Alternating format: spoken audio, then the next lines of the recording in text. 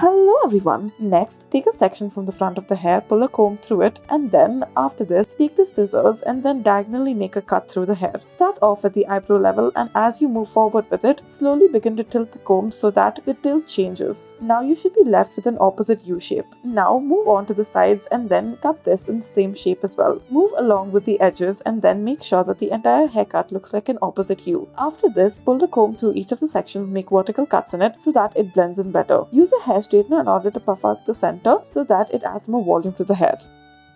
Next, take the front sections of the hair, pull a comb through it, and then after this, make a straight cut right through the eyes. You can make this at the eye level or the eyebrow level. Once you have cut straight through, once again pull the comb through and then begin to make vertical cuts and even out the base. After you have made your vertical cuts, you should have formed slight sections and then it should blend in the hair better. In the sides, cut the hair at around the chin level and then make a diagonal cut to make it merge in with the central bangs.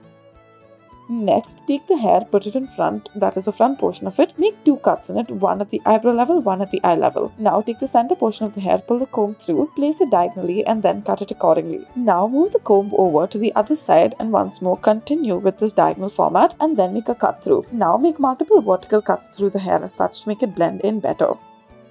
Next, taking the front portion of the hair, make a cut slightly above the eyebrow level and then make it a straight cut. Make the sides blend in with the central cut as such. Now, once you cut through it, make vertical cuts in the hair so that it forms multiple sections and then you can gather it together. Section it together and this is the final look. Thank you for watching.